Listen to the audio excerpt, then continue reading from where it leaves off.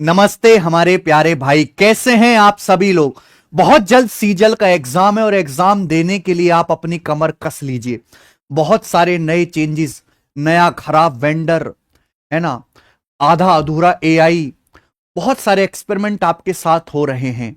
पर हम अपनी तरफ से जो कोशिश कर सकते हैं कि आपको बेहतर से बेहतर एग्जाम टाइम में पढ़ा दिया जाए, और जो मिसिंग क्वेश्चन है, जो मिसिंग कॉन्सेप्ट है, जो अभी नए आ रहे हैं पेपर में, वो आपको प्रैक्टिस करवा दिए जाएं। तो हम डेली जो है शाम को एक एग्जाम पेपर, एक मॉक टेस्ट, एक सैंपल पेपर सॉल्व कर रहे हैं। 2 एग्जाम पेपर हम कर चुके हैं और आपके एग्जाम तक मैं 10 जो है मॉक टेस्ट सॉल्व करवा दूंगा। आज की क्लास में हम तीसरा एग्जाम पेपर सॉल्व करेंगे।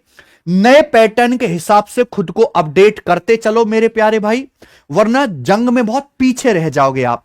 मैंने बहुत बैलेंस पेपर बनाया, इसमें आपको इजी सवाल भी मिलेंगे, मॉडरेट भी मिलेंगे, डिफिकल्ट भी मिलेंगे, स्टैटिक्स प्रोबेबिलिटी के सवाल भी मिलेंगे, नए पैटर्न पे लेंदी लैंग्वेज वाले क्वेश्चंस भी मिलेंगे मेरे भाई, 5 सेकंड के सवाल भी मिलेंगे, 2 मिनट के सवाल भी मिलेंगे, ठीक है ना। और बिल्कुल लेटेस्ट पैटर्न के हिसाब से बहुत सारे बच्चों से रिव्यू लेके जो रिएक्शन वाली वीडियोस होती हैं कि पेपर कैसा है, उनके कमेंट्स देख के तब मैं मॉक टेस्ट खुद तैयार कर रहा हूं। ठीक है जी। तो हर एक बच्चे को सॉल्व करना चाहिए, पूरी सीरीज यहां पे फॉलो करनी चाहिए। आप अगर जाओगे हमारे यूट्यूब चैनल पे तो हम डेली मॉर्निंग में 11 बजे कॉन्सेप्ट और शाम को एक एग्जाम पेपर आपको सॉल्व करा रहे हैं। साथ साथ में पीडीएफ भी डलवा रहा हूं भाई। किसी बच्चे को नहीं देखनी वीडियो पूरी, वो कुछ सवाल देखेगा जिनमें फंस रहा है, तो आप यहां से पीडीएफ डाउनलोड करके खुद सवाल प्रैक्टिस कर सकते हैं। ठीक है जी। यहां पे जैसे एग्जाम पेपर का लिंक भी डाला हुआ है टेलीग्राम चैनल पे, उसकी पीडीएफ है। सब बच्चे टेलीग्राम चैनल ज्वाइन कर लो, इस वीडियो के नीचे डिस्क्रिप्शन में मिल जाएगा, सारी पीडीएफ हमारी वहीं आती है। तो शुरू करते हैं बेटा, कॉपी पेन लेके बैठिए। सवाल नंबर 1 से पहला सवाल, यह सवाल कैट एमबीए के पेपर का है, लेटेस्ट। गोपी 20% प्रॉफिट कमाने के लिए एक वस्तु पर एक सर्टेन प्राइस जो है मार्क करती है। Ravi gets 10% discount on this marked price and thus saves ₹15। Okay, then the profit in rupees made by Gopi by selling the product to Ravi. तो रवि को वस्तु बेचकर गोपी को कितना लाभ हुआ। बहुत आसान है मेरे भाई। देखिए, गोपी जो है 20% प्रॉफिट कमाने के लिए मार्क प्राइस अंकित करते हैं, यानी कि गोपी के लिए अगर कॉस्ट प्राइस 100 है तो उसने मार्क प्राइस कितना रखा है, 20% ज्यादा है, यानी कि 120 मार्क प्राइस रखा है।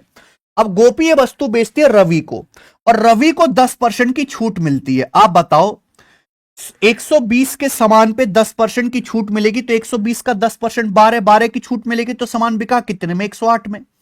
हालांकि गोपी की इच्छा है कि मैं सामान को 120 में बेचूं, उसने मार्क प्राइस 120 रखा है, लेकिन उसने सामान 108 में बेच दिया रवि को, यानी कि गोपी ने 12 का डिस्काउंट दिया रवि को।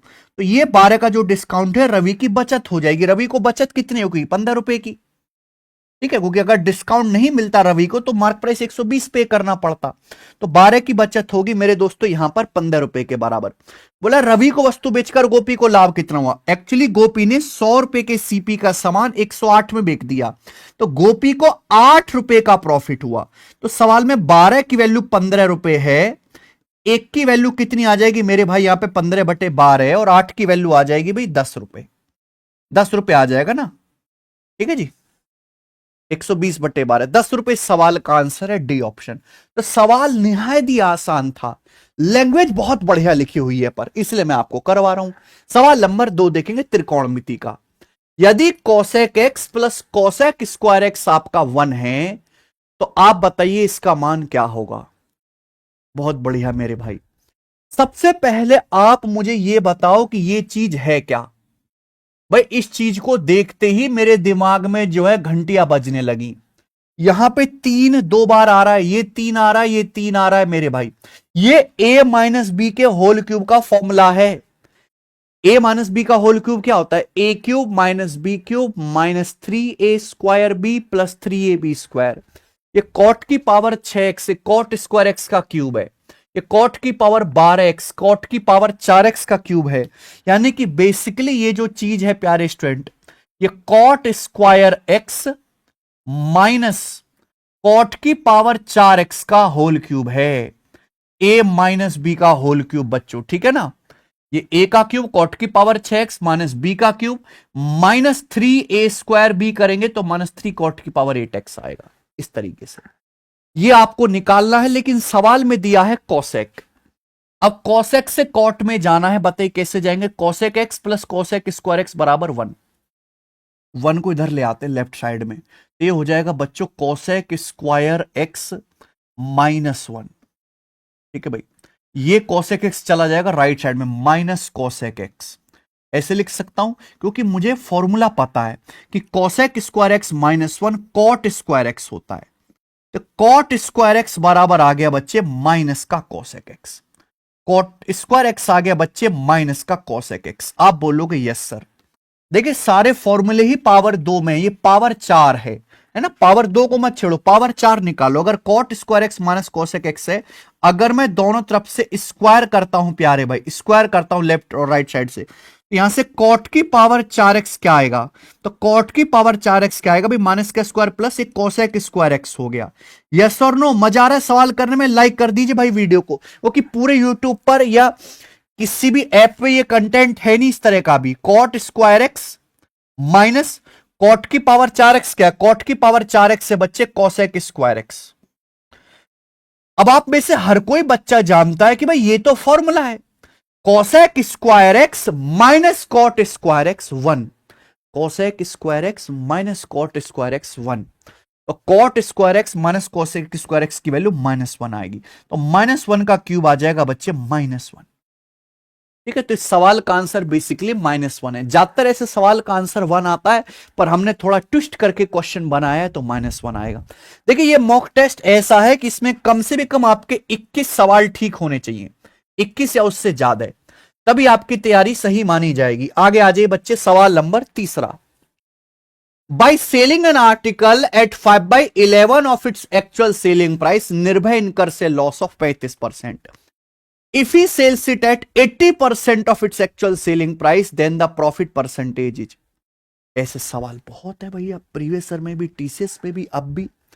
एक आर्टिकल को इसके एक्चुअल सेलिंग प्राइस के 5/11 में बेचा जाता है तो 35% लॉस होता है। आपसे प्रॉफिट परसेंटेज पूछा। देखिए प्रॉफिट किसको बेस मान के निकाला जाता है, सीपी को। सीपी क्या होता है, क्रय मूल्य 100%। आपने एक वस्तु को इसके एक्चुअल सेलिंग प्राइस के 5/11 में बेचा, /11 आ रहा है। /11 की शक्ल देख के मैंने मान लिया कि माना एक वस्तु का जो एक्चुअल सेलिंग प्राइस है वो 11 है, माना एक वस्तु का जो वास्तविक विक्रय मूल्य 11 है। आपने सामान को सेलिंग प्राइस 11 के 5/11, 11 का 5/11 कितना होता है, 5। आपने सामान को 5 यूनिट में बेचा और आपको 35% का मेरे दोस्तों लॉस हुआ। आप एक बताओ, 100% पे 35% का लॉस हो तो सामान बिका कितने में, 65% पे। 100% के सीपी पे 35% लॉस हो तो सामान बिका कितने में, 65% में। आप बोलोगे हाँ जी सर बिल्कुल सही, 13 गुना। 13 गुना। अगर आप सामान को इसके एक्चुअल सेलिंग प्राइस मैंने 11 माना है, 11 के 80% में बेचोगे तो 11 का 80% कितना होता है, 8.8।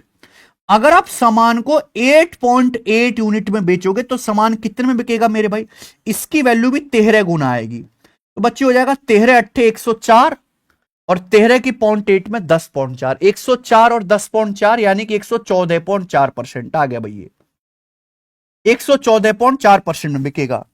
सवाल सॉल्व हो गया। 100% के क्रय मूल्य का सामान 114.4% बिका तो 14.4% जो एक्स्ट्रा वही आपका लाभ होगा। ठीक है भाई, कुछ नहीं है सवाल में, पेशेंस बनाए रखो। अभी स्टार्टिंग में आसान है, माहौल बनना है, अभी धीरे धीरे लंका लगाऊंगा ना आपकी। The weight of 12 person are, 12 लोगों का वेट दिया हुआ तो आपसे पूछा है 75th परसेंटाइल। आहा, नया कॉन्सेप्ट, नया कॉन्सेप्ट मेरे भाई। ये 12 लोग दिए हुए हैं, इनके ये वेट है, वजन है। आपसे पूछा है 75th परसेंटाइल। एक मैं बताऊंगा अभी आपको, कंसेप्चुअल वीडियो बनाऊंगा। परसेंटाइल क्या होता है, किसी भी डाटा सेट को 100 इक्वल जो है पॉइंट्स में डिवाइड कर दीजिए।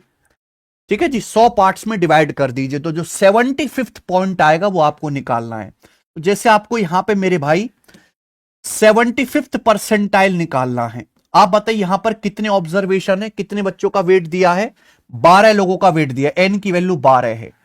तो यहां पे 75th आपको परसेंटाइल निकालना है, तो इसका मतलब है n प्लस 1/100, ये 100 टुकड़े हो गए। आपको 75th परसेंटाइल निकालना है, तो इसकी गुणा करेंगे अपन लोग 75 से, 75 से, ये आएगा मेरे भाई। ये टर्म आपको निकालना है मेरे दोस्तों, ये टर्म आपको निकालना है। अगर n की जगह 12 रखा जाए, अभी n की वैल्यू 12 है ना, तो 75 गुणा 12 प्लस 1 13/100, कितना आ गया बच्चे ये? तो ये आ गया 25 तिया 75, 25 चौका 100, 13 तिया 39/4, 39 को 4 से भाग दूंगा तो 4 नाम 36, 3 39, यानी कि 9.75 टर्म आपको निकालना है। ये टर्म आपको निकालना है। अब आप कहोगे सर हमने तो 9वां टर्म 10वां टर्म पढ़ा है, 9.75 फिफ्थ टर्म कैसे निकालेंगे? देखो पहले असेंडिंग ऑर्डर में लिखो, बढ़ते हुए क्रम में ही लिखा हुआ है, कोई दिक्कत नहीं।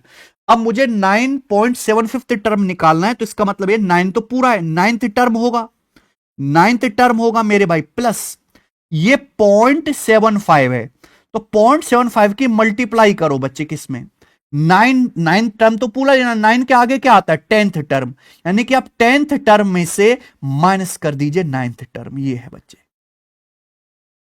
तो 9.75 टर्म जैसे है, तो 9th टर्म तो पूरा लीजिए, ये बच गया 0.75, तो 0.75 को मेरे भाई मल्टीप्लाई आपको करना पड़ेगा, 9th के आगे 10वां टर्म है, 10वां टर्म माइनस 9वां टर्म, 9th टर्म क्या आएगा, 1 2 3 4 5 6 7 8 9, 59 आ गया, ये 59 आ गया मेरे भाई, 59 plus 0.75 multiply 10th term minus 9 term, 10th term क्या आएगा इसका अगला 61, 61 माइनस 59 यानी कि 2, 2 के 0.75 में गुणा 1.5, 59 में 1.5 जोड़ूंगा 60.5, तो ये आ गया मेरे भाई 75th परसेंटाइल 60.5 kg, पहला ऑप्शन।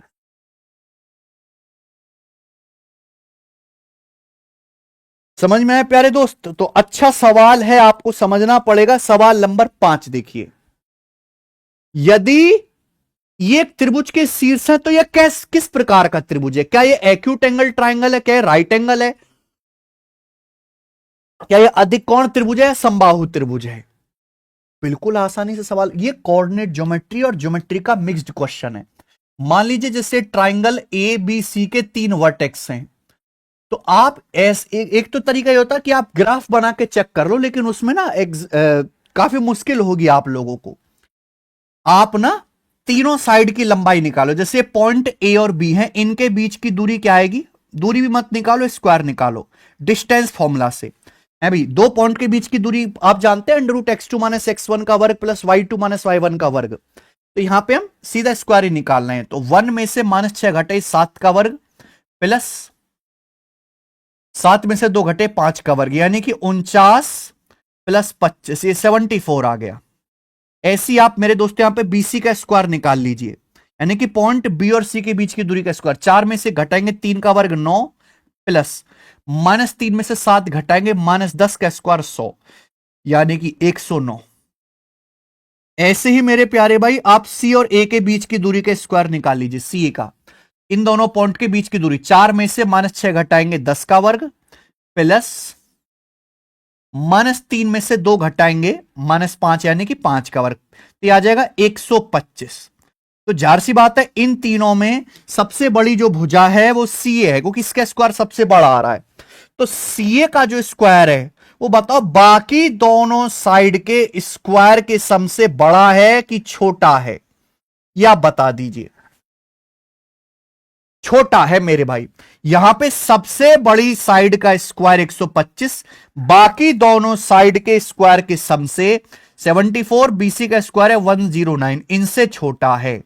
यानी कि यह त्रिभुज ऐसा है, इसमें सबसे बड़ी भुजा का वर्ग अन्य दो भुजाओं के वर्गों के योग से छोटा है। अगर ऐसा है तो यह ट्राइंगल एक न्यून कोण त्रिभुज है, एक्यूट एंगल ट्राइंगल होगा। अगर किसी त्रिभुज में सबसे बड़ी भुजा का वर्ग बाकी दोनों भुजाओं के स्क्वायर के सम से बड़ा हो जाता है तो फिर वो ऑब्टूस एंगल ट्राइंगल होता है, या लार्जेस्ट साइड का स्क्वायर अदर टू साइड के स्क्वायर के सम से छोटा है, तो बच्चों ये एक्यूट एंगल ट्राइंगल है।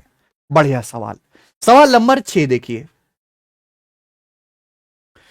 माना कि एबीसी एक त्रिभुज है जिसका एरिया 36 है, A B 9, BC 12, angle ABC theta, तो कॉस थीटा किसके बराबर है?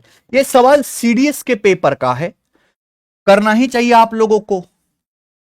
दो साइड दिए ए बी और B C, angle A B C theta, तो ऐसे बना लेते हैं कि मान लीजिए कि बच्चों जैसे ट्राइंगल एबीसी है, इसमें ये वाला एंगल थीटा है, साइड ए बी की लंबाई 9 है, बीसी की लंबाई 12 है, आपसे कॉस थीटा पूछा है। इसमें जो काम की चीज दी हुई है वो है इस ट्राइंगल का एरिया, ट्राइंगल का एरिया 36। अगर किसी ट्राइंगल की दो साइड और बीच का एंगल दिया है तो ट्राइंगल का एरिया कैसे निकालते हैं? 1/2, ये साइड 9 है, ये 12, बीच के एंगल का साइन 1/2, 9 गुणा 12, बीच के एंगल का साइन यानी कि साइन थीटा, बराबर क्या आ जाएगा स्टूडेंट? 36 आ जाएगा। बोलो बात समझे क्या? ठीक है जी, ओके।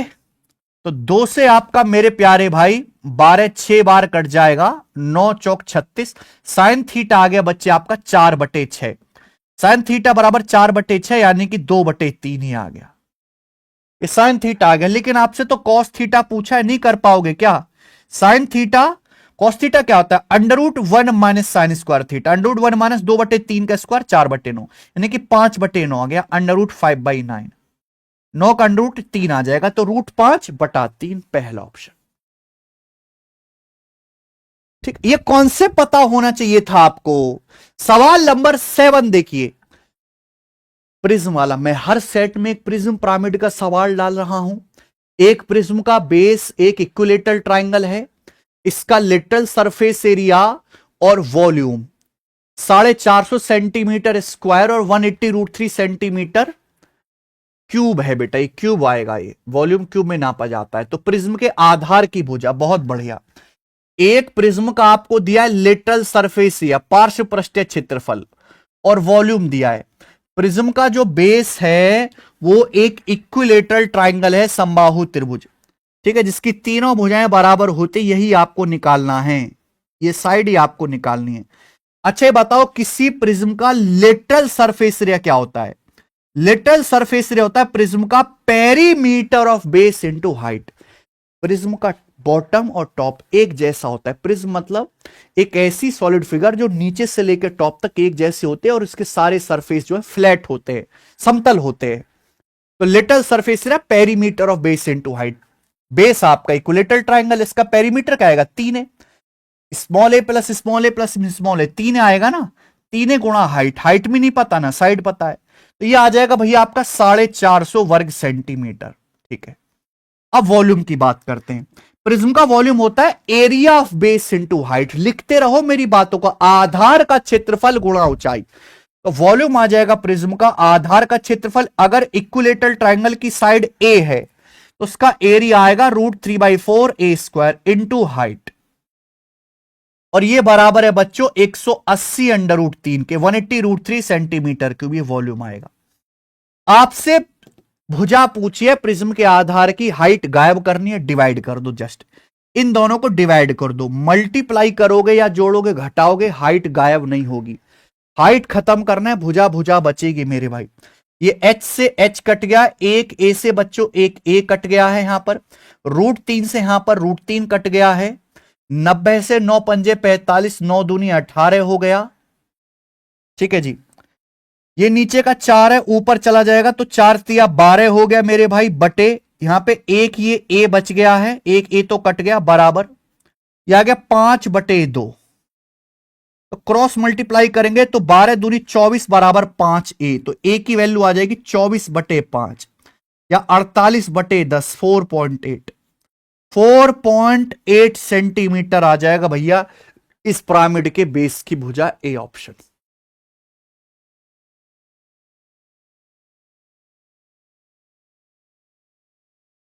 बढ़िया सवाल है, गजब का क्वेश्चन है ना। सवाल नंबर 8, आलोक और बिमल के पास कुल 12,000 रुपए हैं। आलोक अपनी धनराशि का 12% खर्च करता है, बिमल 20% खर्च करता है। अब उनके पास कुल राशि का, they are left with a sum that constitute 85% of whole sum. कुल राशि का 85% बचता है आलोक के पास। Find what amount is left with Alok. Alok के पास कितना अमाउंट बचा है? बहुत बहुत जबरदस्त सवाल है। क्या आपको सवाल पढ़ते ही समझ आ रहा है कि ये कैसे होगा? ये एलिगेशन का सवाल है। दो लोगों के पास पैसा है, दोनों मिलके खर्च कर रहे हैं, कुल खर्च आपको दिया है। ये हो गया आलोक और बिमल। आलोक और बिमल के पास मिलाकर कुल 12,000 रुपए हैं। 12,000 में से कुछ आलोक के पास, बाकी बिमल के पास। आलोक ने अपने पास का 12% खर्च कर दिया, बिमल के पास जो अमाउंट है उसका 20% खर्च कर दिया। अच्छा, दोनों ने मिलाकर जो पैसा खर्च किया, अब उसमें से 85% बचा है। दोनों का टोटल मिला के 100% है, 100 में से दोनों का 85% बचा, तो खर्च कितना कर दिया? 15%। तो दोनों ने टोटल अमाउंट का 15% खर्च किया। एलिगेशन हो गया, आलोक ने टोटल अमाउंट का 12%, बिमल ने 20%, दोनों ने मिलकर, आलोक प्लस बिमल ने कुल अमाउंट का 15%। तो एलिगेशन लगाने से अमाउंट का रेशियो आ जाएगा 15 माइनस 20, ये 20 माइनस 15 5, और ये आपका 3, 5:3। ये अमाउंट का रेशियो आ गया। टोटल कितना आ गया? 5 और 3 8, जबकि टोटल है कितना? 12,000 रुपए। तो 8 की वैल्यू बच्चों यहां पर 12,000 रुपए है। दैट मीन्स 1500 गुना, 1500 टाइम्स हो गया। तो आलोक का निकालना है, तो आलोक के पास है भी 5 यूनिट, तो 5 की वैल्यू भी 1500 गुना आएगा 7500 रुपए। यानी कि आलोक के पास 12,000 रुपए में से 7500 रुपए है। एक्चुअली 7500 रुपए आंसर नहीं आया है, ये 12,000 रुपए में से इनिशियली आलोक के पास 75 रुपए पूछा है। What find what amount is left with Alok. Alok के पास कितनी धनराशि बची है? ये तो इनिशियल है 7500 रुपए। एक्चुअली आलोक ने 12% खर्च कर दी, यहां गलती करेंगे बच्चे। तो 7500 का 12%, 7500 रुपए का 12% निकालो मेरे प्यारे भाई, कितना आ जाएगा आपका? 75 गुणा 12, 900 रुपए आ जाएगा। ठीक है जी, तो 7500 में से आप 900 रुपए यहां पे घटा दीजिए, 6400 रुपए आंसर आना चाहिए। इसमें ऑप्शन गड़बड़ है भाई, फिर से देख लेते हैं। 5 3 8 की वैल्यू 12,000, ये 1500 गुना 15 120, तो 5 की वैल्यू भी 7500, और ये आ जाएगा बिमल के पास 4500। 7500 का 12% आप निकालेंगे तो 900 रुपए ही आएगा। तो 7500 में से 900 आप घटाएंगे मेरे प्यारे भाई, तो यहां पर 6600 आएगा। इस सवाल का ऑप्शन गलत है, करेक्ट कर लीजिएगा। 6600 रुपए, 6600 रुपए बचेंगे, डी ऑप्शन करेक्ट है। ओके, 6600।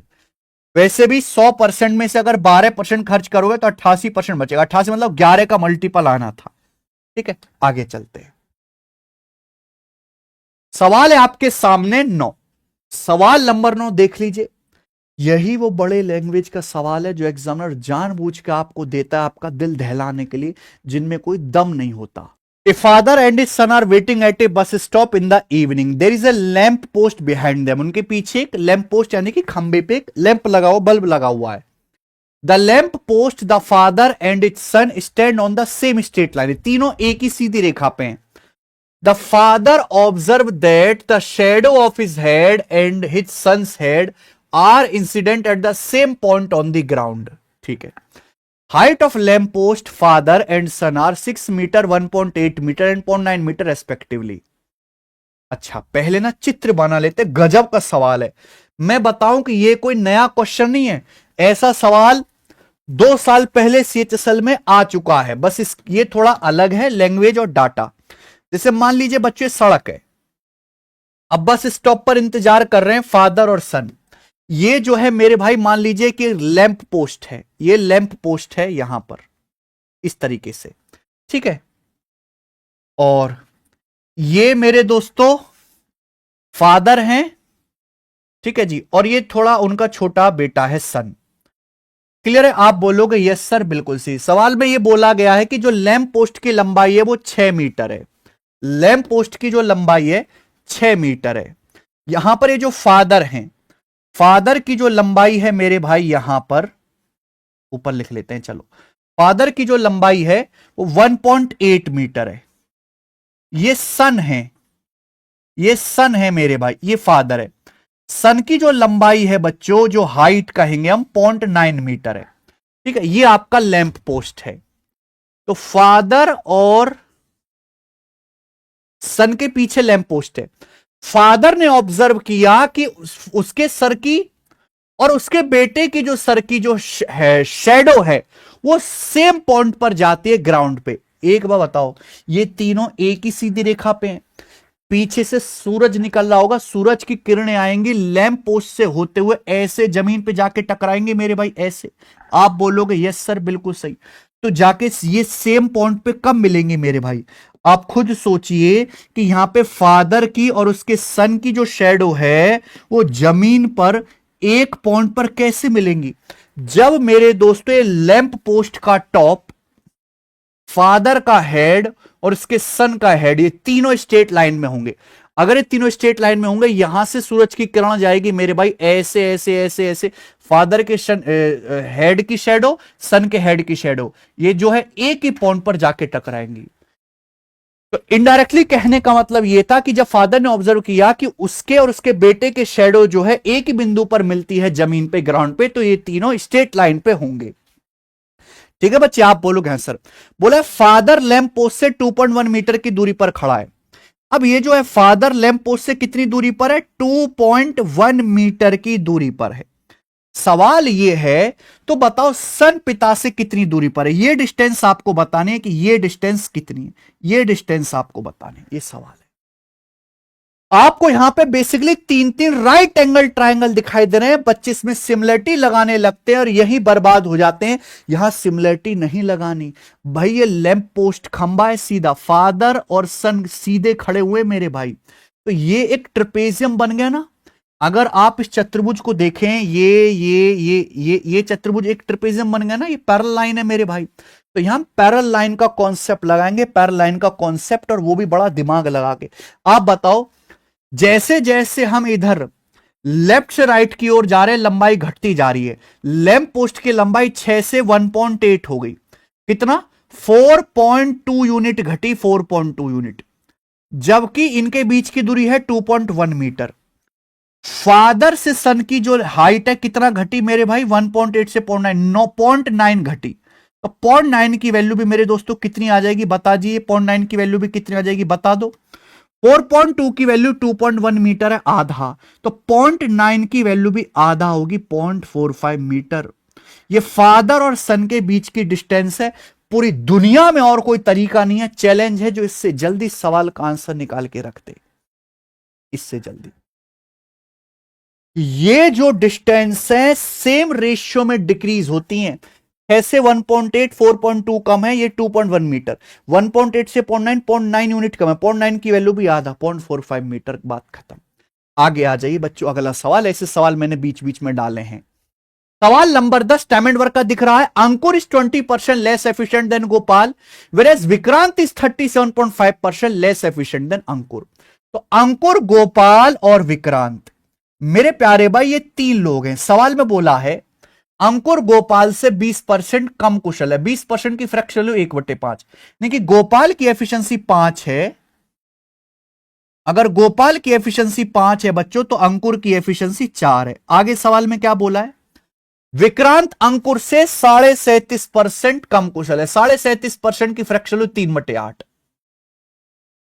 विक्रांत अंकुर से 37.5% कम कुशल है, यानी कि अंकुर की 8 है तो विक्रांत की मेरे दोस्तों यहां पर 5 है।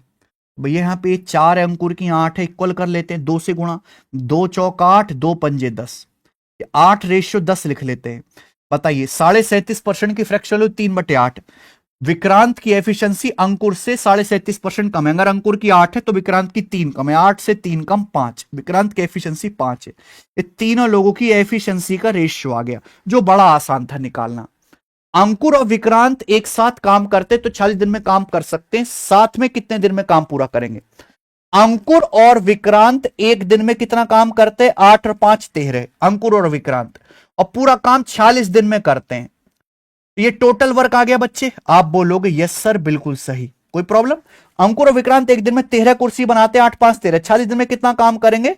गुणा 40। तीनों लोग मिलकर एक दिन में कितना काम करेंगे? 8 10 18 5 23। तो तीनों लोग मिलकर ये काम कितने दिन में करेंगे? बटे 23 एफिशिएंसी के साथ, 23 दूनी 40, यानी कि 13 दूनी 26 दिन में। 26 दिन आंसर आ गया। निहायत ही आसान सवाल। आइए सवाल नंबर है 11। वृत्तों दो सर्कल दिए, इनकी आपसे पूछा कितनी कॉमन टेंजेंट पॉसिबल है। गजब, इससे बेहतरीन सवाल मैं कोऑर्डिनेट ज्योमेट्री का आपको दे नहीं सकता मेरे भाई। पहले आप थोड़ा सा कॉन्सेप्ट समझिए प्यारे बच्चे, कि मान लो अगर कोई सर्कल की इक्वेशन इस तरीके से दी हुई है, x माइनस ए का square plus y minus B का स्क्वायर बराबर आर स्क्वायर। अगर ऐसा है तो यहां पे सर्कल का जो सेंटर होगा मेरे प्यारे भाई, वो होगा ए और बी। इस सर्कल का सेंटर होगा ए कॉमा बी, और ये स्मॉल आर क्या होगा, ये उस सर्कल की रेडियस यानी कि त्रिज्या हो जाएगी। समझ में आ गई? आप बोलोगे यस सर बिल्कुल सही। एक्स माइनस ए का square plus Y minus B का स्क्वायर, ए और बी सेंटर होते हैं, स्मॉल आर रेडियस। तो इस सवाल को बाद में मैं बताऊंगा, पहले आप सेंटर और रेडियस निकालो दोनों सर्कल के। यहां देखिए, ये पहला सर्कल देखो बच्चों, क्या ये x square minus 4x, x वाली चीज एक तरफ, plus Y square minus 6y ये एक तरफ, बराबर माइनस 12 उधर चला जाएगा 12। परफेक्ट स्क्वायर बनाने के लिए 4 ऐड करना है या 9 ऐड करना है? 4 9 13 ऐड किया, तो यहां भी 13 ऐड करना पड़ेगा। अलजेब्रा का कंसेप्ट लगाइए बच्चे। ये क्या बन गया, x square minus 4x plus 4, ये एक्स माइनस 2 का होल स्क्वायर बन गया। ठीक है बच्चे, ये Y square minus 6y plus 9, ये वाई माइनस 3 का होल स्क्वायर बन गया। 12 13 25 यानी कि 5 का वर्ग बन गया। यानी कि इस सर्कल का सेंटर आ गया 2,3, 2,3, और इसकी रेडियस r1 लिख लेते हैं 5 आ गई, बराबर 5 का वर्ग है ना। समझे? बिल्कुल इसी तरीके से दूसरा सर्कल देखो, x square plus 6x, x वाली चीज एक तरफ और वाई वाली चीज एक तरफ, plus Y square plus 18y plus 26 चला जाएगा राइट साइड में, तो बराबर माइनस का 26। अब परफेक्ट स्क्वायर बनाने के लिए ए स्क्वायर प्लस 2ab प्लस बी स्क्वायर यानी कि 9, यहां पे 2 नाम 18 होता है, 9 का वर्ग 81, तो 9 प्लस 81 आपका 90 है। तो यहां पे बच्चों आपको 90 ऐड करना पड़ेगा, 90 दोनों तरफ। लेफ्ट साइड में 90 ऐड किया तो राइट साइड में भी ये क्या बन गया, ये x प्लस 3 का स्क्वायर बन गया प्यारे बच्चे। बोलो, ये Y square plus 18 Y plus 81, 81 यानी कि 9 का वर्ग, 9 दूनी 18 वाई होता है, तो ये भैया वाई प्लस 9 का स्क्वायर बन गया, और बराबर 90 माइनस 26 यानी कि 64, 64 यानी कि 8 का वर्ग। बहुत बढ़िया। तो इस सर्कल का सेंटर क्या आ गया, एक्स माइनस ए स्क्वायर होना चाहिए प्लस 3 यानी कि माइनस का 3, और यहां आएगा माइनस का 9, ये इस सर्कल का सेंटर आ गया। रेडियस कितनी आ गई मेरे दोस्तों इस सर्कल की, 8 आ गई। ठीक है, अब आप ये बताओ कि भैया ये पहले वाले सर्कल का सेंटर है O1, ये दूसरे वाले सर्कल का सेंटर है O2, तो मुझे बताओ कि इन दोनों सर्कल के सेंटर के बीच की डिस्टेंस कितनी है, यानी कि इन दोनों बिंदुओं के बीच की दूरी बताओ। ये 2,3 है और ये -3, -9 है। इन दोनों सर्कल के जो सेंटर के बीच की दूरी क्या है, डिस्टेंस फॉर्मूला से √x2 माइनस x1 का square plus y2 minus y1 का स्क्वायर। 2 में से -3 घटाएंगे 5 का वर्ग, प्लस 3 में से -9 घटाएंगे 12 का वर्ग, 5 का वर्ग प्लस 12 का वर्ग बराबर कितना आ गया भैया, 13 का वर्ग होता है, 13 आ गया। अब यहां पे इन दोनों सर्कल के सेंटर के जो बीच की दूरी है O1 O2, ये बताओ रेडियस की सम से R1 प्लस R2 के बड़ा है, बराबर है कि छोटा है। सेंटर के बीच की दूरी 13 आया है, एक सर्कल की रेडियस 5 है, दूसरे सर्कल की रेडियस 8 है, तो 5 + 8 13। बहुत बढ़िया, यानी कि इतना बेहतरीन सवाल हमने सेट करके दिया कि यहां पर दो सर्कल के सेंटर के बीच की दूरी उनकी रेडियस के सम के बराबर है। ऐसा कब होगा, ऐसा तब होगा दो सर्कल के सेंटर के बीच की दूरी अगर रेडियस की सम के बराबर है, जब दो सर्कल एक दूसरे को बाहर से टच करेंगे। अगर दो सर्कल बाहर से टच करेंगे तो इनके सेंटर के जो बीच की दूरी होगी O1 O2, ये क्या आएगा, दोनों की रेडियस का सम, ये रेडियस R1 और ये रेडियस R2, R1 + R2 हो जाएगा।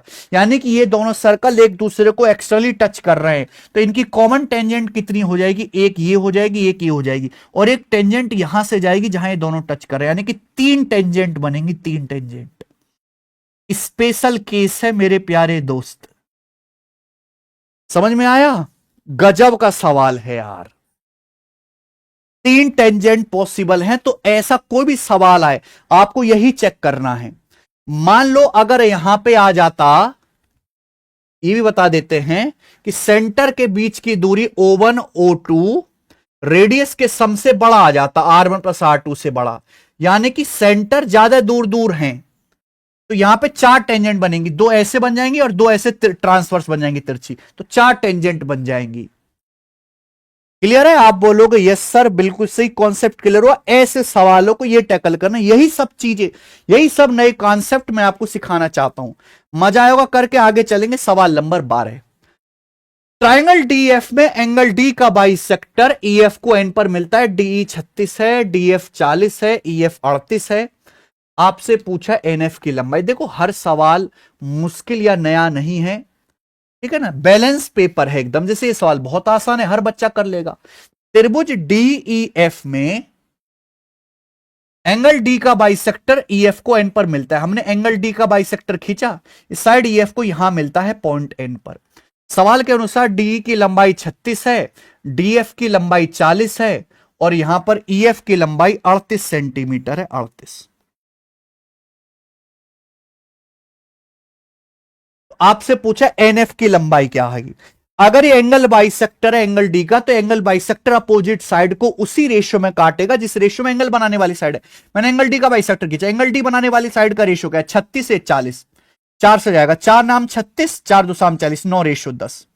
तो ये जो रेशियो एंगल बाइसेक्टर ईएफ के दो टुकड़े कर रहा है, इनका रेशियो भी 9 रेशियो 10 होगा। टोटल कितना आएगा? 19। 19 की वैल्यू 38 सेंटीमीटर है, दुगुना। ये एनएफ आपसे पूछा, एनएफ की वैल्यू है 10, तो 10 की वैल्यू भी दुगुना आएगी 20 सेंटीमीटर। और 20 सेंटीमीटर बेटे इस सवाल का आंसर है बी ऑप्शन। सब बच्चे समझे? आए सवाल नंबर 13, देखो यहां पर स्थिर जल की गति, speed of still water is x kilometre per hour है। यहां पे गलत लिखा हुआ है, speed of boat in still water आएगा। Speed of boat in still water, स्थिर जल में नाव की गति x किलोमीटर पर आवर है, ठीक है। धारा की गति y किलोमीटर पर आवर है। एक आदमी जो है, अच्छा, एक आदमी धारा के प्रतिकूल एक निश्चित दूरी तक नाव चलाता है और धारा के अनुकूल वापस आता है, उसकी बताओ एवरेज स्पीड क्या है जर्नी की। बहुत बढ़िया। देखो भाई, एक आदमी एक जगह से दूसरी जगह जाता है अपस्ट्रीम, तो अपस्ट्रीम की स्पीड क्या होती है? x minus Y. अगर स्टिल वाटर में जो है स्पीड x है और करंट की स्पीड y है, तो अपस्ट्रीम जाता है x माइनस वाई। और मेरे भाई फिर वापस आता है, वापस आएगा मेरे भाई डाउनस्ट्रीम, वापस आएगा x plus Y, X plus Y वापस आएगा, डाउनस्ट्रीम की स्पीड x प्लस वाई। तो पूरी जर्नी की एवरेज स्पीड क्या होगी? आपको कौन से पता है क्या? तरीके बहुत सारे हो सकते हैं। एक आदमी S1 की स्पीड से जाता है, S2 की स्पीड से आता है, तो एवरेज स्पीड होती है 2s1s2 upon s1 plus s2, 2s1s2 2x minus Y into X plus Y बटे s1 प्लस s2। यानी कि इन दोनों को जोड़ो, x माइनस वाई में x प्लस वाई जोड़ेंगे 2x, 2 से 2 कट गया, x माइनस वाई गुणा एक्स प्लस वाई, यानी कि X square minus Y square बटे एक्स। ये आ गया आंसर। इस सवाल का आंसर बहुत बढ़िया लग रहा है देखने में, डी ऑप्शन करेक्ट है। ये पूरी जर्नी की एवरेज स्पीड आ जाएगी बोट से। सवाल नंबर 14, x बराबर 4096 की पावर 7 प्लस 4 रूट 3 है, तो कौन सा 64 के बराबर है? और आंसर x में ही बताना है, यानी कि ये सारा सवाल शर्ट्स में पावर में खेल का है। बताइए, x बराबर 4096 की पावर 7 प्लस 4 रूट 3। एक बताओ, ये 4096 ही मेरे भाई सारी चीज की जड़ है। 4096 क्या है बेटा? ये 16 का क्यूब है, ये 64 का स्क्वायर है मेरे दोस्तों। अब जैसे x बराबर 4096 की पावर 7 प्लस 4 रूट 3 है, अगर मैं दोनों तरफ से 1/7 प्लस 4 रूट 3 कर दूं, मैं लेफ्ट साइड से भी राइट साइड से भी दोनों तरफ पावर 1/7 प्लस 4 रूट 3 कर दूं, तो ये क्या आ जाएगा? 4096। सभी बच्चे जानते हैं भाई, अगर सपोज ये लिखा हुआ है कि x बराबर a की पावर n, तो दोनों तरफ से पावर 1/n करूंगा, तो x की पावर 1/n क्या आ जाएगा? a आ जाएगा। ये बात तो जानते हो ना, यही किया हमने। तो x की पावर 1/7 7 + 4√3। अब आप बताओ ये क्या हो जाएगा बेटा, ये क्या है, जल्दी से बताइए। अगर रेशनलाइजेशन कर दें 1/7 + 4√3 है, ऊपर नीचे 7 - 4√3 से गुणा, 7 - 4√3 से गुणा, तो नीचे आ जाएगा मेरे भाई a + b, a - b, a² - b², 7 का स्क्वायर 49 - 4√3 का स्क्वायर 16 × 48 1 बराबर आ जाएगा 4096, यानी कि 64 का वर्ग। ही आ गया भैया 64 का स्क्वायर। ये आ गया x की पावर 7 - 4√3, x की पावर 7 - 4√3 बराबर 64 का स्क्वायर। क्योंकि 4096 हम देखते समझ के बहुत फेमस नंबर है, 64 का स्क्वायर। अब हमें 64 चाहिए, 64 का स्क्वायर है, पावर 2 है, तो दोनों तरफ से पावर क्या कर दो, 1/2, 1/2 पावर यहां से करेंगे, 1/2 यहां से करेंगे, तो x की पावर 7 - 4√3/2 बराबर आ जाएगा 64। और यही सवाल का आंसर है। सवाल में थोड़ा अलग तरीके से लिख दिया है, तो देखिए ये हो जाएगा x की पावर, डिवाइड कर दो, 7 को 2 से अलग डिवाइड कर दो, 7/2 माइनस 4√3 को 2 से डिवाइड कर दो, 2√3 बराबर 64। और ये हो गया बच्चे सॉल्व। ये आ रहा है 64 का मान। अब आप बताओ डिवाइड में पावर घटती है, अगर a की पावर m - n है तो इसका मतलब a की, अगर ऐसे लिखा हुआ है भैया a की पावर m - n, तो इसका मतलब a की पावर m बटे a की पावर n हुआ कि नहीं हुआ, यही कर लेते हैं। तो x की पावर 7/2, ये आंसर नहीं है, और बटे x की पावर 2√3, ये आंसर नहीं है, ये आंसर है बेटा। x की पावर 7/2 डिवाइडेड बाई x की पावर 2√3। ठीक है, ये सेम बात है इसके। कितना गजब का सवाल मेरे दोस्त मैंने आपको दिया, ये भी एमबीए का पुराना क्वेश्चन है। सवाल नंबर है आपके सामने 15।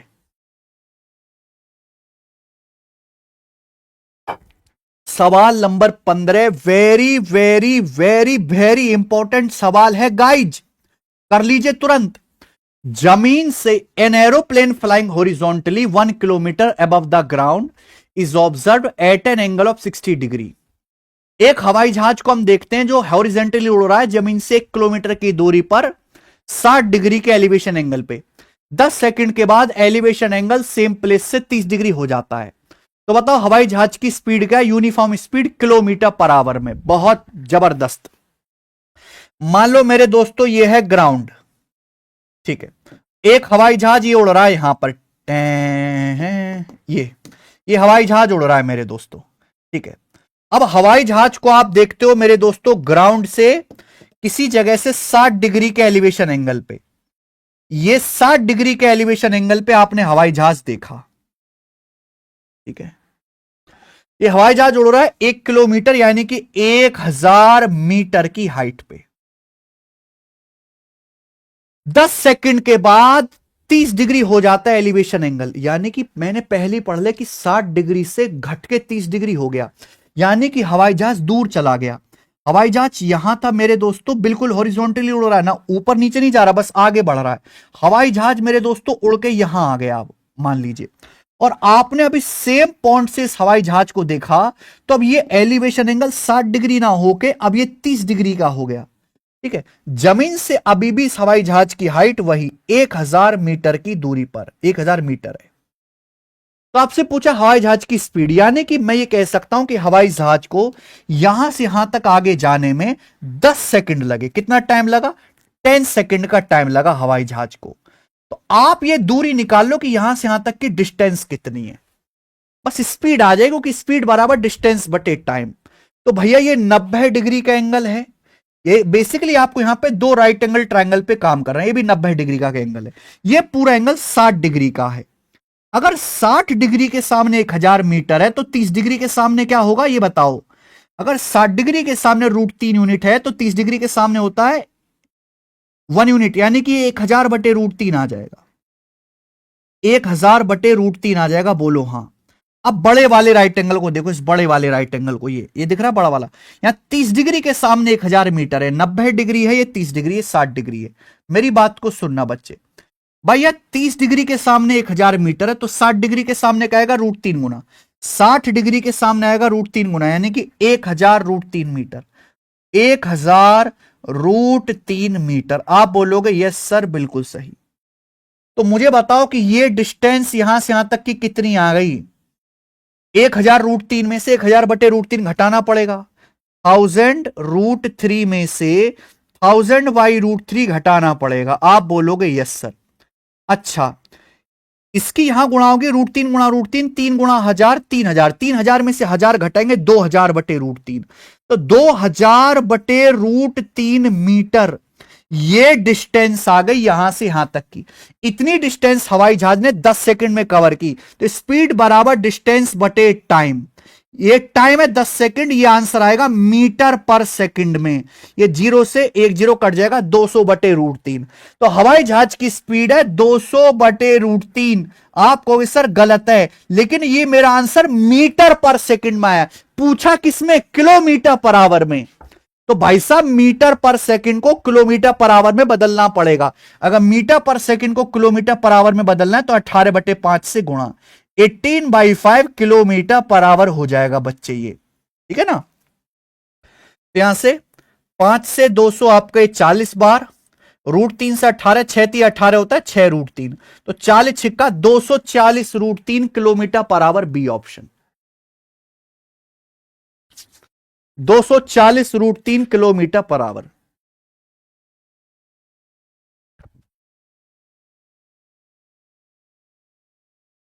अच्छा सवाल है, बहुत ही अच्छा आंसर है, डाटा भी जबरदस्त सेट हुआ है। आगे चलेंगे। सवाल है आपके सामने यहां पर 16। तो कितना लंबा सवाल है ना? इतना लंबा सवाल है, लंका लग के हाथ में आ जाएगी मेरे भाई। लेकिन कुछ भी नहीं है सवाल में। ये जीडी के पेपर का सवाल है, बस मैंने थोड़ा सा ट्विस्ट कर दिया है। मंदार के दो पोते हैं, केतन और तुषार। 13 साल के केतन को मंदार की संपत्ति से कुछ पैसा मिलता है, 16 साल तुषार को बाकी धनराशि मिलती है। लेकिन केतन और तुषार को धनराशि तभी मिलेगी जब वो 22 साल के हो जाएंगे। तब तक पैसा बैंक में जमा रहेगा, उस पर एनुअली रूप से कंपाउंड इंटरेस्ट मिलेगा 5% की दर से। जब दोनों 22 साल के हो जाते हैं तो उन्हें सेम अमाउंट मिलता है ना? They receive the same amount मिलता है। तो पूछा है, बताइए मंदार के पास कुल धनराशि है 517830, ये है मेरे भाई। तो मंदार ने तुषार को शुरुआत में कितनी धनराशि दी थी? बहुत बढ़िया सवाल है। ये कंपाउंड इंटरेस्ट में सेम अमाउंट वाला क्वेश्चन है। कैसे करते हैं इसकी डायरेक्ट ट्रिक होती है मेरे भैया, आपको याद है? मंदार हैं दादाजी, इनके दो पोते हैं केतन और तुषार, दोनों को बुलाया, अरे इधर आओ। केतन जो है बेचारा 13 साल का है और तुषार 16 साल का, यानी कि केतन छोटा है तुषार बड़ा है। दोनों को थोड़ा थोड़ा पैसा दिया मेरे भाई, और वो पैसा बैंक में जमा करवा दिया। बोला जब 22 साल के तुम हो जाओ तो इस पैसे को निकाल लेना, तब तक पैसा बैंक में जमा रहेगा। दोनों को उस पैसे पे 5% की दर से ब्याज मिल रहा है। जब दोनों की उम्र 22 साल होती है तो सेम अमाउंट मिलता है, दोनों को सेम अमाउंट मिलता है। ये जो अमाउंट मिला है ये प्रिंसिपल प्लस इंटरेस्ट करके उन्हें मिला है। सवाल में यह है कि अगर मंदार यानी कि दादाजी के पास कुल पैसा इतना था तो इसमें से मंदार ने तुषार को कितना शेयर दिया था? तो भैया दोनों को ब्याज मिलता है 5% की दर से 1/20। तो एक साल में मल्टीप्लाइंग फैक्टर क्या आएगा? 20 रुपए पर एक साल में 1 रुपए ब्याज हो जाएगा 21 से। एक साल का मल्टीप्लाइंग फैक्टर है मेरे भाई, एक साल का। अब ट्रिक क्या है मेरे भाई? सेम अमाउंट मिलता है। केतन 13 साल का है, तुषार 16 साल का है, दोनों के बीच में गैप कितने का है? 3 साल का। 3 साल का गैप है और इनको सेम अमाउंट मिलता है, तो इनके खाते में पैसा किस रेशियो में डाला होगा? पावर 3 करना है इसका डायरेक्ट। मल्टीप्लाइंग फैक्टर की पावर 3 करना है। 1 साल का गैप होता पावर 1 करते, 2 साल का गैप होता पावर 2 करते, 3 साल का गैप है पावर 3 किया है, 4 साल का होता पावर 4 करते। 21 का क्यूब 9261, ठीक है बच्चे, और 20 का क्यूब 8000। यानी कि मंदार जो दादाजी है उन्होंने अपने दो पोते केतन तुषार के खाते में पैसा इस रेशियो में डाला। अच्छा, दोनों को सेम अमाउंट मिला है। अब एक बात बताओ, केतन 13 साल का है, केतन 13 साल से 22 साल का होगा, तुषार 16 साल से 22 साल। केतन छोटा है, केतन के पास समय ज्यादा है 22 साल का होने में। अगर केतन के पास समय ज्यादा है तो केतन को ब्याज ज्यादा मिलेगा, यानी केतन का प्रिंसिपल कम होगा। समझ में है? यानी कि केतन का प्रिंसिपल कम होगा। केतन का जो शेयर होगा वो 8000 यूनिट होगा और तुषार का जो शेयर होगा वो 9261 होगा। ऐसे पता लगाया जाता है मेरे भाई। देखिए अमाउंट कैसे मिलेगा, प्रिंसिपल प्लस ब्याज। कुछ पैसा केतन को दिया गया, कुछ तुषार को। ब्याज ब्याज दोनों को मिल रहा है। एक्चुअली केतन अभी 13 साल का है, उसको 22 साल तक होने में 9 साल लगेंगे। तुषार को 16 से 22 का होने में 6 साल लगेंगे। केतन के पास समय ज्यादा है तो केतन ज्यादा ब्याज ले लेगा बैंक से। अगर केतन ब्याज ज्यादा ले लेगा लेकिन अमाउंट सेम होना चाहिए तो केतन को प्रिंसिपल कम देना चाहिए। तो केतन का जो शेयर होगा 8000 होगा, तुषार का 9261 होगा। ये लॉजिक है। पूछा है तुषार को शुरुआत में कितनी धनराशि मिली, यानी कि 9261 का मल्टीपल इस सवाल का आंसर होगा। टोटल कितना है मेरे भाई? टोटल है 9261 प्लस 8000, यानी कि 17261। ये टोटल है मेरे भाई। और जबकि टोटल है कितना?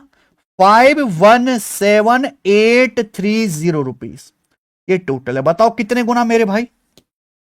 ये पूरा पूरा 30 गुना है। 17 ते 51, 26 ते 78, 3 एकम 3, 30 टाइम्स है, 30 टाइम्स। तो इसकी वैल्यू भी प्यारे बच्चों यहां पर 30 टाइम्स होगी। ये आ गया 277830। पहला ऑप्शन करेक्ट है बच्चे। गजब का सवाल है मेरे भाई, ये गजब का सवाल। आ जाइए सवाल नंबर 17।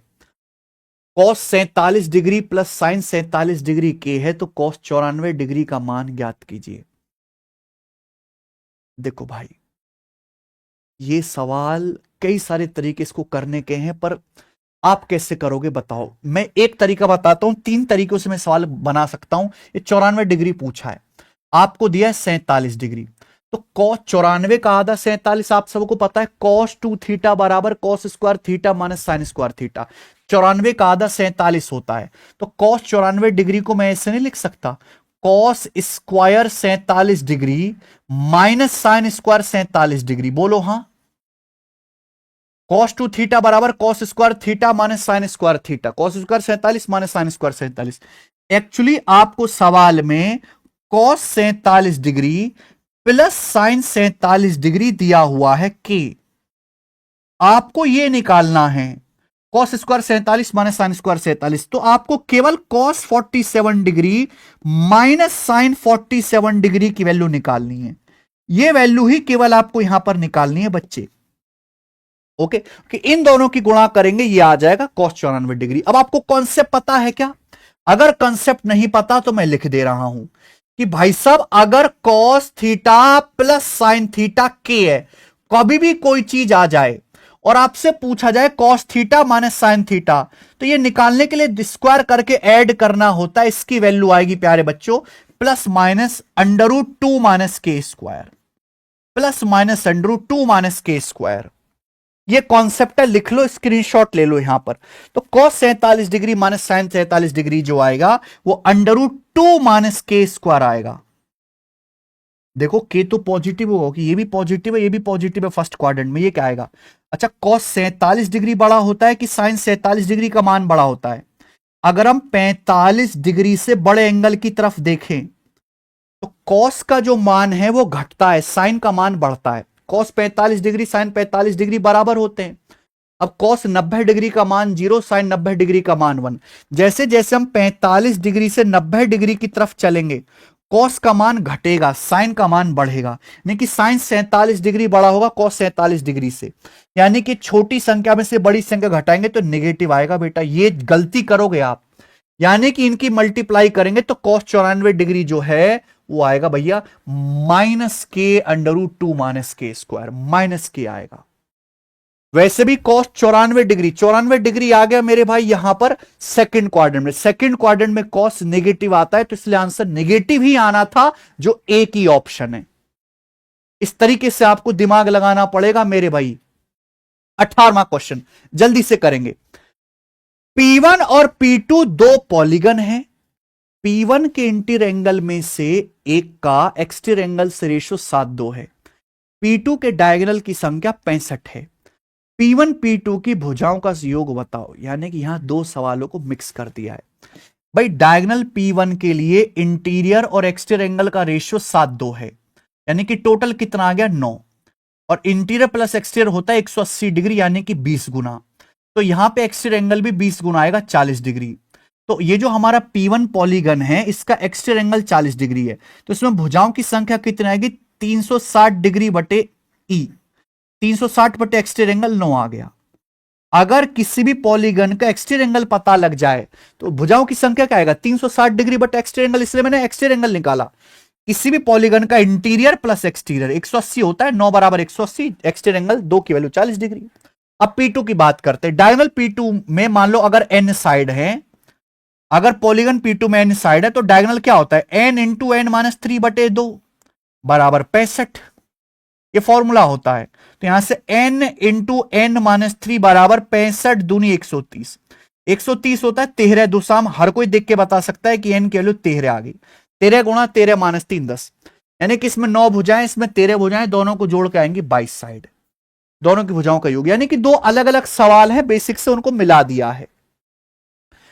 त्रिभुज एबीसी की 3 भुजाएं 5 13 x हैं, बताइए x ज्ञात कीजिए, इसके लिए त्रिभुज का एरिया मैक्सिमम होगा। गजब सवाल, कौन करेगा? एक त्रिभुज की 3 भुजाएं 5 13 x हैं, x की किस वैल्यू के लिए ट्रायंगल का एरिया मैक्सिमम होगा?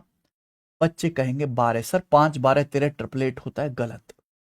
90% बच्चे सवाल का आंसर गलत बताएंगे क्योंकि उन्हें कॉन्सेप्ट ही नहीं पता। मैं बताता हूं, मान लीजिए कि जैसे भाई ये ट्रायंगल है, इस ट्रायंगल की हमें ये दो साइड पता है 5 और 13, तीसरी साइड की वैल्यू ही मुझे नहीं पता। पूछा है किस वैल्यू के लिए, x के किस मान के लिए ट्रायंगल का एरिया मैक्सिमम होगा। मैंने मान लिया कि भाई इन दोनों साइड के बीच का एंगल थीटा, ये दोनों साइड पता है 5 और 13, मैंने इनका बीच का एंगल थीटा मान लिया। अब आप बताओ किसी भी ट्रायंगल का एरिया कैसे निकालते हैं? किसी भी त्रिभुज का एरिया होता है 1/2 साइड की गुणा 5 गुणा 13, क्योंकि ये दोनों साइड ही मुझे पता है, बीच के एंगल का साइन यानी कि साइन थीटा। क्लियर है? आप बोलोगे यस सर। अगर मुझे यहां पे ट्रायंगल के एरिया की मैक्सिमम वैल्यू निकालनी है, मैक्सिमम, तो देखो ये तो फिक्स वैल्यू है, ये तो फिक्स वैल्यू है मेरे भाई, ये थीटा वेरिएबल है, यानी कि मुझे साइन थीटा की वैल्यू को मैक्सिमम लेना पड़ेगा। बोलो बात समझे? अगर त्रिभुज का मैक्सिमम एरिया निकालना है तो साइन थीटा की वैल्यू को मैक्सिमम लेना पड़ेगा, और साइन थीटा की मैक्सिमम वैल्यू क्या होती है 1 होती है, वो भी कब? जब थीटा 90 डिग्री होगा, at theta equal to 90 degree. यानी कि मेरी मजबूरी है कि मैक्सिमम एरिया के लिए इन दोनों साइड के बीच का ये एंगल 90 डिग्री लेना पड़ेगा। तो राइट एंगल तो जरूर बनेगा, पर इन दोनों साइड जो हमें साइड पता है, इन दोनों के बीच का ये कोण 90 डिग्री बनना चाहिए। मान लो इस सवाल में त्रिभुज का मैक्सिमम एरिया पूछा होता तो साइन थीटा की मैक्सिमम वैल्यू रखते 1, तो 13 पंजे 65/2 32 जो है इस ट्रायंगल का मैक्सिमम एरिया आ जाता। तो मैक्सिमम एरिया के लिए मेरे प्यारे भाई यहां पर आपको ये एंगल 90 डिग्री रखना होगा, और एक्स की वैल्यू आएगी पाइथागोरस से √5 का वर्ग 25 प्लस 13 का स्क्वायर 169, तो आ जाएगा मेरे भाई √194, 194 यानी कि लगभग 14 से हल्का सा कम आएगा, सी ऑप्शन। 14 का वर्ग 196 होता है, 14 से हल्का सा कम। ठीक है जी। सवाल नंबर 20, यदि cos square theta minus sine square theta बराबर tan स्क्वायर अल्फा है तो cos theta into cos alpha ज्ञात कीजिए। देखो सवाल में एक इक्वेशन है, त्रिकोणमिति का सवाल है, दो एंगल है थीटा और अल्फा, एक इक्वेशन है दो एंगल हैं, यानी कि ये सॉल्व तो होगा नहीं, यहां से थीटा अल्फा का मान, तो अपनी मर्जी से कोई भी वैल्यू रख लो जो आपको पसंद आए। मुझे पसंद है यहां पे थीटा को 0 डिग्री कर लेते हैं, थीटा 0 डिग्री करेंगे तो साइन 0 0 होता है, कॉस 0 आ जाएगा 1, तो 1 बराबर आ जाएगा tan स्क्वायर अल्फा, यानी कि tan अल्फा भी 1 आ गया, तो यहां से अल्फा 45 डिग्री आ गया, क्योंकि tan 45 डिग्री 1 होता है, अल्फा 45 डिग्री यहां रख देते हैं। अगर थीटा मैंने 0 माना है तो इसकी वैल्यू आएगी cos 0 1। एल्फा 45 डिग्री माना है तो cos 45 डिग्री 1/√2। 1 गुणा 1/√2 आंसर आ गया बी ऑप्शन 1/√2। सवाल करने की जरूरत ही नहीं है। सवाल नंबर है आपके सामने यहां पर 21वां, जल्दी से करेंगे मेंसुरेशन का। एक घनाभ की लंबाई चौड़ाई ऊंचाई 3 4 5 के रेशियो में, घनाभ का आयतन 1620 मीटर क्यूब है, तो घनाभ का कुल सतह क्षेत्रफल टोटल सरफेस एरिया बताओ। जब भी ऐसा सवाल दिखता है बच्चे एक्स मान के करने लगते हैं। रेशियो दिया, रेशियो में उड़ाने की कोशिश करो। लंबाई चौड़ाई ऊंचाई का रेशियो 3 4 5 है। सवाल में आपसे पूछा है टोटल सरफेस एरिया। अच्छा, टोटल सरफेस एरिया क्या होता है? रेशियो से निकालो, ट्वाइस ऑफ एल बी यानी कि 3 चौक 12 प्लस बी एच 4 पंजे 20 प्लस एच एल 3 पंजे 15, तो 20 15 35 और 12 47 दूनी 94, 94 आएगा। ये रेशियो के हिसाब से टोटल सरफेस एरिया है। क्लियर है? आप बोलोगे हाँ जी सर। अच्छा, सवाल में दिया है वॉल्यूम। वॉल्यूम क्या आएगा? एल बी एच 3 चौक 12 पंजे 60, वॉल्यूम रेशियो के हिसाब से 60 है। अब यहां पे वॉल्यूम दिया है 1620 मीटर क्यूब। अब बताओ कितने गुना है? बताइए जी कितने गुना है?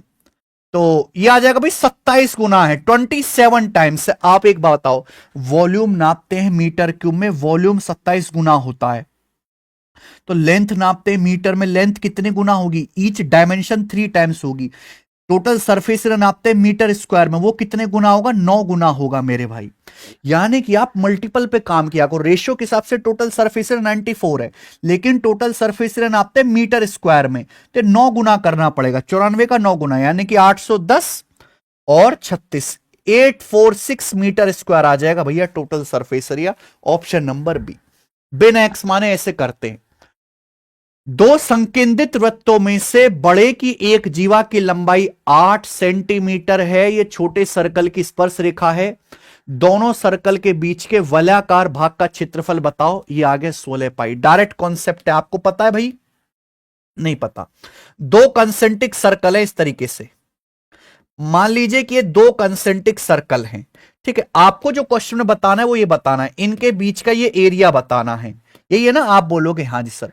सवाल ये है कि बड़े की एक जीवा की लंबाई 8 है, छोटे सर्कल की टेंजेंट है। तो ये जो है बड़े सर्कल की कॉर्ड है ए बी, लेकिन ये छोटे सर्कल को यहां टच कर रही है पॉइंट सी पे, है ना? तो हाफ हाफ हो जाएगा। इसकी लंबाई 8 है तो आधा आधा हो जाएगा 4 4।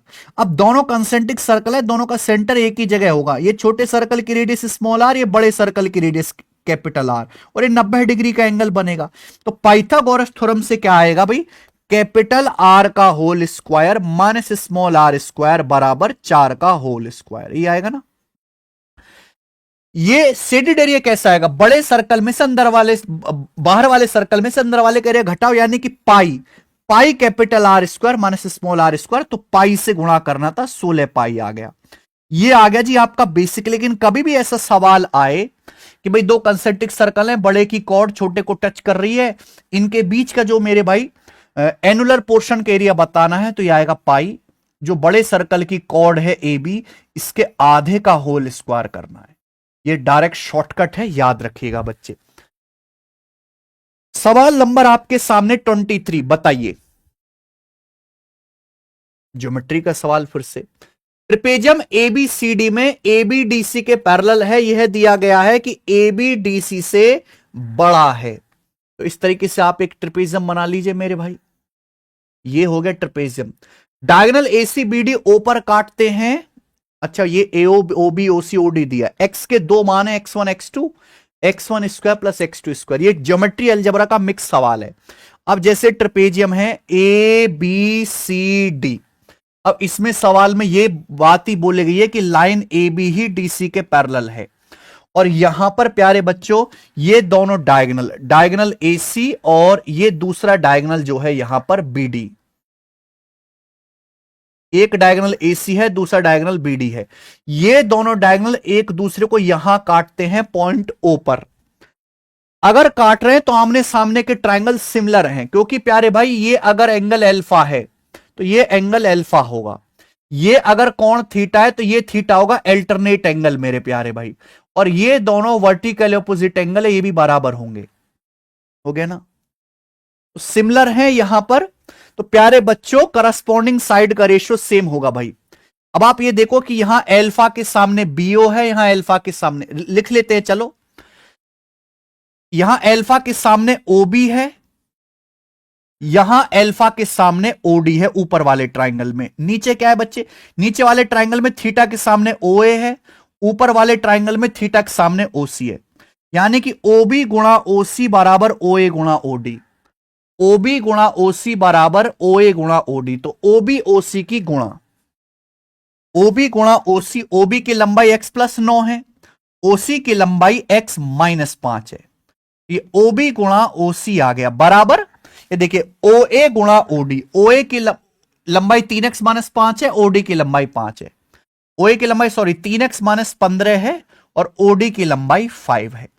तो मैंने इक्वल कर दिया। यहां से बेसिकली क्वाड्रेटिक इक्वेशन सॉल्व करने, क्या आएगा, x square minus 5x plus 9x से 4x आ गया और ये माइनस का 45 बराबर राइट साइड में आएगा 3 पंजे 15x माइनस का 75। ठीक है बच्चों, इधर आएगा तो x square 4x minus 15x minus का 11x माइनस 75, इधर आ गया 75 माइनस 45 30, ये आ गया बच्चे। तो क्वाड्रेटिक इक्वेशन बनेगी। यहां से सॉल्व करके एक्स के मान ही तो निकालने। ऐसी दो संख्या ढूंढो जिनकी गुणा करके 30 आए, गुणा कर दूं तो 30 हो जाए, प्लस का 30 जोड़ दूं तो माइनस का 11 हो जाए, 6 पंजे 30, माइनस 6 और माइनस 5 आ जाएगा ना, गुणा करोगे 30 आएगा, जोड़ेंगे माइनस 11 आएगा। साइन रिवर्स करना है, ये रिवर्स करना होता है। यानी कि x की ये दो वैल्यू आ गई 6 और 5, ये x1 x2 की वैल्यू है, x1 x2 की। x1 square plus x2 square, 6 का स्क्वायर 36 प्लस 5 का स्क्वायर 25, तो 36 25 61 आंसर है। गजब सवाल था मेरे भाई, ऐसे बहुत सारे सवाल बन सकते हैं। 24वां ये करो बच्चों आप, P क्यू से x% अधिक है, क्यू R से x माइनस 10% कम है, P बड़ा है R से, तो x की रेंज क्या है। देखो x की रेंज आपसे पूछी है, मिनिमम वैल्यू तो 10% है, आपको केवल मैक्सिमम वैल्यू निकालनी है भैया। ठीक है, P क्यू से x% ज्यादा है, इसका मतलब क्या, देखो हर संख्या 100% होती है, P क्यू से x% ज्यादा है, 100% से x% ज्यादा, यानी कि P क्यू का 100 प्लस x% है। उसके बाद क्यू आर से x माइनस 10% कम है, क्यों की वैल्यू r से x माइनस 10% कम है, r जैसे 100 है तो 100% से x माइनस 10 कितना कम है, 100 में से x माइनस 10 घटाओ तो आ जाएगा 110 माइनस x%। ये आ गया भाई। क्या मेरी बात समझ पा रहे हैं आप लोग। क्यों आर से x माइनस 10% कम है, अगर r 100% है तो 100% में से x माइनस 10 कम करो तो 100 माइनस माइनस से प्लस हो जाएगा 110 माइनस x। अब p बड़ा है r से, जब सवाल में p ग्रेटर देन r बोला है तो आप वो करिए। तो यहां p का मान क्या है, क्यों p की वैल्यू है क्यों इंटू 100 प्लस x%, ये p की वैल्यू। r की वैल्यू क्या है बच्चे बताओ, आर का मान जो आएगा 110 माइनस एक्स बटे में चला जाएगा, क्यों बटे 110 माइनस x%, है ना। अगर यहां से हम आर की वैल्यू निकालेंगे और तो कोई रास्ता समझ नहीं आ रहा मुझे, यही है। ठीक है, पता नहीं कौन से पेपर का सवाल डाला ये हमने यहां पे। तो क्यों से क्यों कट गया, अब इसकी यहां मल्टीप्लाई कर देते हैं, यही हो जाएगा 100 plus x into 110 minus x, 100 plus x into 110 minus x. Percentage दो बार हो गया ना, जब गुणा करेंगे परसेंटेज परसेंटेज दो बार हो गया बच्चे। परसेंटेज का मतलब होता है 1/100, 1/100 गुणा 1/100 दो बार हो गए, ग्रेटर देन राइट साइड में बचेगा 1। देखो 100 का स्क्वायर उधर चला जाएगा राइट साइड में, 100 का स्क्वायर चला जाएगा राइट साइड में, ग्रेटर देन 10,000 आ जाएगा, ग्रेटर देन 10,000 आ गया भैया, 10,000। 100 plus x into 110 minus x 10,000 से बड़ा होना चाहिए। यहां देखो ऑप्शन से भी रख के चेक कर सकते हैं, but still it is time taking. तो मल्टीप्लाई कर लो, 100 और 110 11,000, 100x और माइनस का 100x प्लस का 110x यानी कि 10x हो गया, और ये माइनस का x square should be greater than 10,000, यानी कि आ जाएगा मेरे भाई ये 10x माइनस एक्स स्क्वायर और 11,000 माइनस 10,000 ये 1,000 आ जाएगा, प्लस 1,000 ये ग्रेटर देन 0। ठीक है जी, माइनस से गुणा कर देते हैं तो x square minus 10x minus हो जाएगा ना, माइनस 10 और माइनस 1,000 ये लेस देन 0 हो जाएगा। अगर माइनस से दोनों तरफ गुणा करते तो ग्रेटर का साइन लेस का हो जाएगा, एक्स स्क्वायर ये माइनस का 10x माइनस का 1,000 उधर खुल जाएगा। अच्छा माइनस 1,000 को भैया उधर ही ले लो, ज्यादा ठीक है भैया। सवाल तो बहुत बढ़िया ये, अगर हम दोनों तरफ से 25 जोड़ देते हैं तो परफेक्ट स्क्वायर बन गया है ना। क्यों क्वाड्रेटिक सॉल्व करेंगे तो ये बन गया मेरे भाई x माइनस 5 का होल स्क्वायर, ये शुड बी लेस देन 1,025। 1,025 है 1,025 1025। ओके आप बोलोगे यस सर बिल्कुल सही, इसमें कोई भी परेशानी नहीं, ठीक हुआ है। 11,000 माइनस का 100x प्लस 110x 10x हो गया, माइनस एक्स स्क्वायर 10,000 1,000 आ गया। दोनों तरफ से हमने यहां पर 25 ऐड कर दिया, x माइनस 5 का होल स्क्वायर। ठीक है जी 1,025। तो यार ये एग्जैक्ट अंडर रूट तो आएगा नहीं, तो ये अप्रोक्स में है। फिर x माइनस 5 अगर अंडर रूट लेंगे 1,025 के नजदीक है 1,024 जो 32 का वर्ग है, तो x minus 5 should be less than 32। ये 5 उधर जाएगा यानी कि x जो है वो 37 से कम होना चाहिए। तो ये सी ऑप्शन है भैया, 10 और 37 के बीच में। यहां थोड़ा सा अप्रोक्स है 1,025 का अंडर रूट, ये लगभग यहां पे अप्रोक्स 32 आएगा। बढ़िया सवाल है जी। चलो लास्ट क्वेश्चन करते हैं इस टेस्ट का, सीडीएस का प्रीवियस है। 10 और 20 से n संख्याओं के विचलन का योग a और b है। b by A ratio b बटे a बराबर -4 है। तो आपसे पूछा what is the mean of these numbers. Okay deviation आप समझते हैं। मान लो जैसे n संख्याएं हैं, उनका मीन कैसे निकालते हैं, n संख्याओं को आप सबको जोड़ लो और n से डिवाइड कर दो, ये होता है मीन। ठीक है भाई। अब डेविएशंस कैसे आएगा मेरे भाई, देखिए भाई ध्यान से सुनिएगा। जैसे ये संख्याएं हैं x1 x2 x3 dot dot dot dot xn तक।